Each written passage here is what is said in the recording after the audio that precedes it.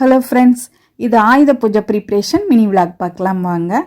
இந்த கதம்பம் பாருங்களேன், பார்க்கவே கலர்ஃபுல்லாக இருக்குது.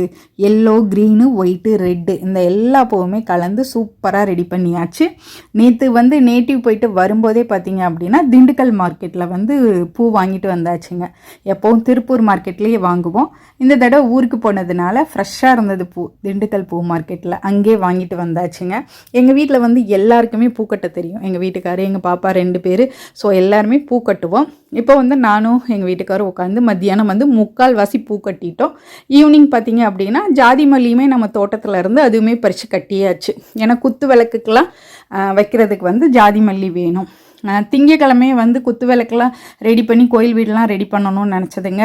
ஆனால் பார்த்திங்கன்னா ஊருக்கு போயிட்டோங்களா, அதனால் இன்றைக்கி தான் ஃபுல்லாக கோயில் வீடு எல்லாமே நீட் பண்ணி குத்து விளக்கெல்லாம் விளக்கி சந்தனம் குங்குமம் வச்சு திரியெல்லாம் போட்டு சூப்பராக அதுவுமே ரெடி பண்ணி வச்சாச்சுங்க.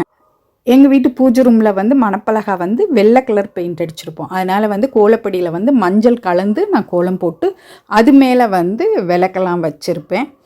பார்த்திங்க அப்படின்னம்னா எல்லாமே மேக்ஸிமம் ரெடி பண்ணியாச்சு. இனி காலையில் பூஜை அப்போ தான் எல்லாமே பூவெல்லாம் வைக்கணும். பழங்களுமே பார்த்திங்க அப்படின்னா எங்கள் வீட்டில் வாங்கிட்டு வந்துட்டாங்க. தேங்காய், வாழைப்பழம், அடுத்தது எல்லா வகையான பழம் எல்லாம் வாங்கிட்டு வந்துட்டாங்க. ஈவினிங் எங்கள் பாப்பாவுமே வந்துட்டாங்க. ஹாஸ்டலில் இருந்து லீவ் இல்லைங்களா, அதனால் வந்துட்டாங்க.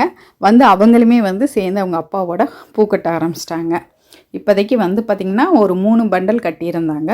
அப்புறம் கொஞ்சம் நேரத்துலேயே ஒரு மணி நேரத்துலேயே மேக்ஸிமம் எல்லா பூவுமே கட்டி முடிச்சாச்சு. இப்போ பார்த்திங்க அப்படின்னா ஒரு 5 பண்டல் வரைக்கும் கட்டியிருக்காங்க. அடுத்தது எங்கள் வீட்டில் மாயிலை எப்படி டிசைன் பண்ணியிருக்காங்கன்னு பாருங்கள். மாயிலை தோரணம் கட்டுறதுக்கு